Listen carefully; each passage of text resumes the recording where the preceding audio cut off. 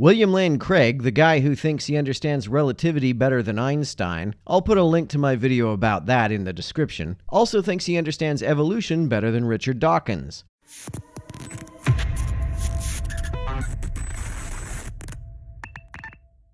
So my understanding of evolution is that populations evolve, not individuals. So Richard Dawkins has a nice little picture of this in one of his books about science, where he imagines a long picture of say rabbits, and every rabbit looks basically the same as its parent rabbit, and you follow along the line, and every one looks very similar to the one before it. But if you look, say 1 million years apart, they look quite different because these changes accumulate over time. Craig is an old Earth creationist, meaning that he somehow has to square the idea that there was one first human being from whom all human beings have descended with the fact that human speciation is unlikely to have occurred over one generation. For most kinds of speciation, you'd have to look back several generations to find an ancestor organism of a different species. Since that's the case, there was likely never a first human individual. This problem is compounded by the fact that humans are not a species. Over the course of our evolution, there have been several species of human. Humans are closer to a genus than a single species. There is no concrete definition of what constitutes a human being, but biologists roughly equate it to being a member of the genus Homo. And since it's rare for an organism to be a different species from its parents, it's extra rare for one to be a different genus from its parents. Even the Bible says that organisms bring forth after their kind. As far as I know, the only way an organism can speciate from its ancestors over a single generation is through a change in chromosome count. And even a different number of chromosomes doesn't necessarily cause speciation. But what it sounds like here is it seems to seem like there's actually quite a radical or a significant change between the parents of Adam and Eve and as you said there earlier, to their siblings. Yes. So is this some sort of like mega evolution, or is it like a miraculous intervention? Well, I said it may well have been miraculous, yes.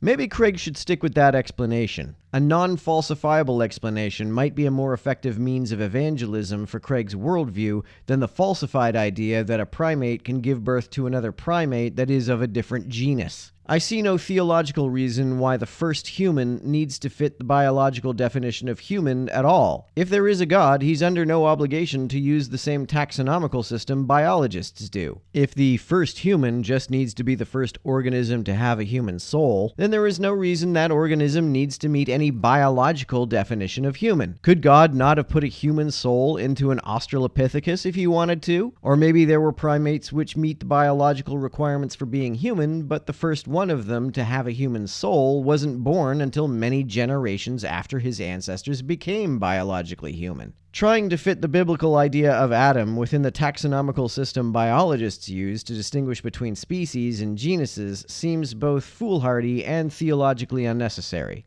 But you remember I talked about the two models, the cultural model and the mutational model. And Ian Tattersall of the American Museum of Natural History offers a mutational model of the origin of humanity, where there is a dramatic genetic mutation in a regulatory system that has then these huge results in their brain and central nervous system. So this sounds to me like Craig is assuming that in order to have a human soul, which is the only definition of human which should theologically matter, an organism has to have a certain kind of brain. Again, this seems theologically unnecessary. If human-level intelligence is something that a brain of a certain kind does, then what even is the function of the soul? And if it is ultimately the soul which has human consciousness, why would it need to reside in any particular kind of brain? Sometimes folks are born with brains that show no signs of being capable of consciousness. Do folks like that not have souls? If they do, why would the first organism with a human soul need to have a brain that does all of the things human brains typically do? Why couldn't God have put a human soul into an organism with a simpler brain? This could happen. Now, what's important to see, I think, is that there's a real fallacy in the reasoning of Dawkins here. And this is the same critique that Schaffner and Coyne also make. My model is perfectly consistent with saying that there is this long evolutionary climb toward humanity and then beyond, to Neanderthals and Homo sapiens. But what I am saying is that there is a threshold which is crossed somewhere in that process.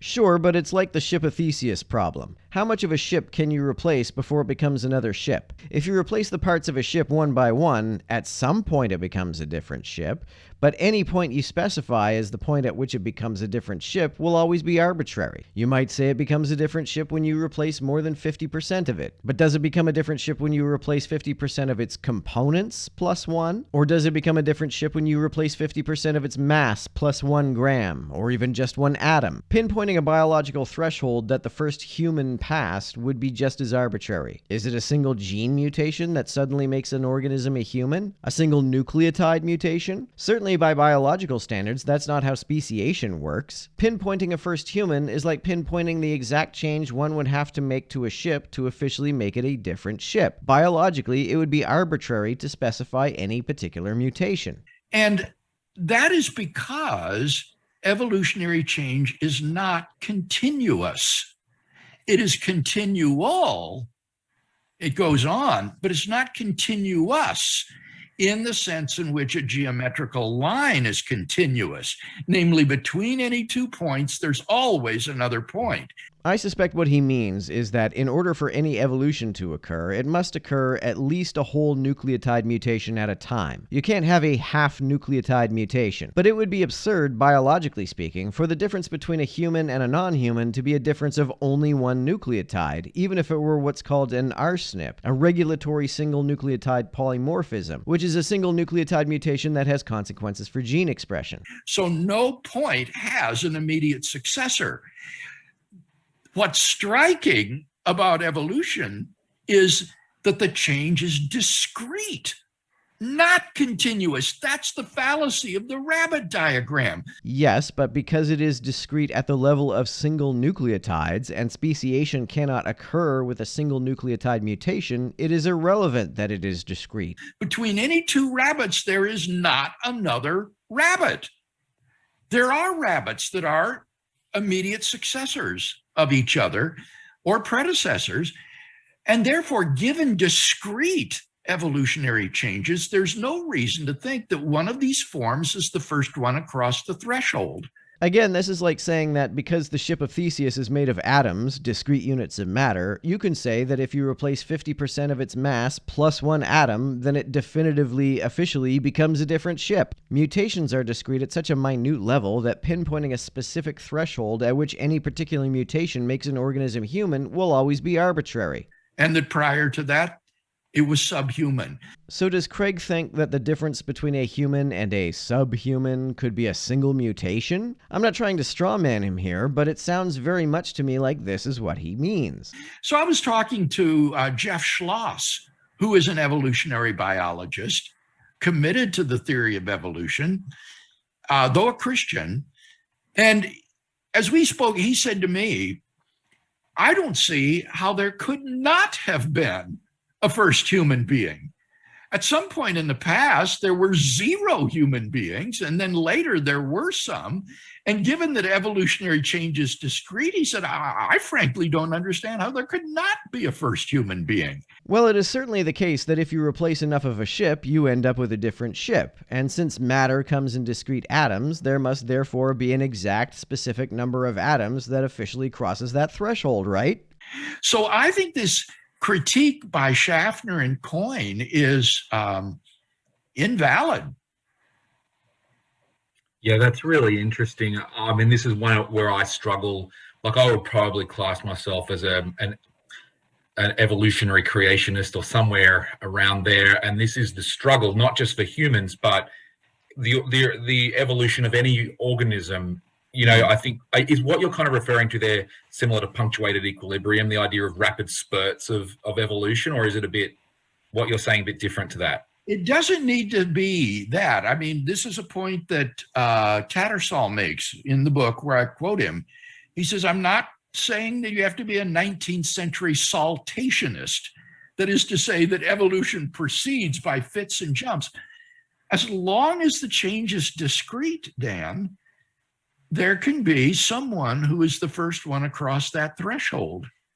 That is the difference between non-human and human. But again, it's discrete at the level of a single nucleotide mutation. There are many more than single nucleotide differences between every human being, even identical twins. Does Craig realize that what he's saying means that the first human could have had not only a sibling who was not human, but even an identical twin who was not human?